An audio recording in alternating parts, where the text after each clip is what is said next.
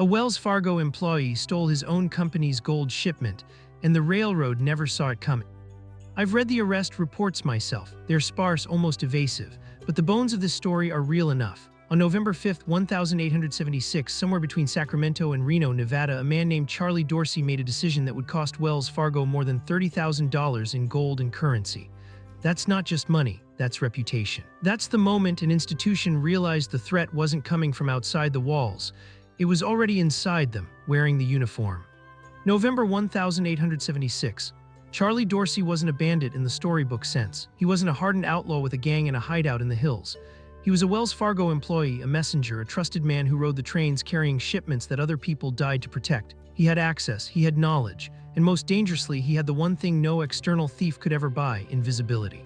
The Central Pacific Railroad ran on schedule, almost obsessively so. Dorsey would have known the route by heart, every stop, every bridge, every mile marker between Sacramento and the Nevada border. He'd handled dozens of shipments before, but this one was different. This time, he wasn't just riding guard. This time, he was the plan. Here's what the records show, and here's what they don't. On that November afternoon, the train carried gold bars, gold dust, and currency bound for San Francisco. Dorsey was one of several guards aboard, but unlike his colleagues, Dorsey knew exactly what was in the express car. He knew the weight, he knew the value, and he knew at some point between Sacramento and Reno, the train would slow enough. The mechanics of the theft itself remain murky by design, I suspect. What we know is that somewhere along that route, gold disappeared. A substantial amount, enough to matter. Enough to trigger an investigation that would reach all the way back to Wells Fargo's San Francisco headquarters. And enough to make men ask questions they should have asked months earlier: who had access, who had motive, who knew the shipment was coming. Charley Dorsey's name rose to the top of that list, and here's where the story takes a turn that still puzzles me. Instead of fleeing east into the mountains, into the wilderness where a man could disappear forever, Dorsey went north. He went to Oregon. He didn't hide. He didn't adopt an alias or vanish into some mining camp under a false name. He simply left. The thing about Wells Fargo in 1876 is that they weren't just a shipping company. They were an institution with reach. They had agents in every significant town from California to the East Coast. They had relationships with railroad companies, sheriffs, and federal marshals. If they wanted to find a man, they usually found him. But finding Dorsey turned out to be harder than anyone expected. Days passed, then weeks. The investigation widened, but the trail went cold. There were rumors he'd been seen in Portland or maybe Eugene. Someone claimed to have spotted him heading toward the Columbia River, but none of it held up under scrutiny. None of it led anywhere. And as the weeks turned to months, something strange happened. Wells Fargo had to accept that their thief might have simply vanished. I've studied enough heists to recognize a pattern. Most thieves are caught because they spend the money.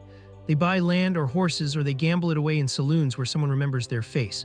But Dorsey's case is different. There's no record of recovered gold, no sudden wealth appearing in his name. No accomplice stepping forward, no deathbed confession, no legend passed down through outlaw circles. What makes this heist remarkable isn't the method, it's the invisibility. Dorsey had something no outside robber could manufacture: trust. He wore the uniform, he knew the procedures. And when he acted, nobody suspected him until it was far too late. By then he was already gone. The gold was already gone. And the only thing Wells Fargo could do was update their records and move on. Here's what troubles me about this case. We don't actually know if Dorsey succeeded. We don't know if he survived. We don't know if he made it to Oregon, or if he died on the road, or if he lived out his days under a different name in some forgotten town. The record simply stops. The investigation concludes, and Charley Dorsey becomes a footnote if he's remembered at all. What we can say with certainty is this. In November 1876, Wells Fargo learned a lesson that every institution eventually learns: that the greatest security risk is never the man outside the door. It's the man inside it, the one you hired, the one you trained, the one you trusted.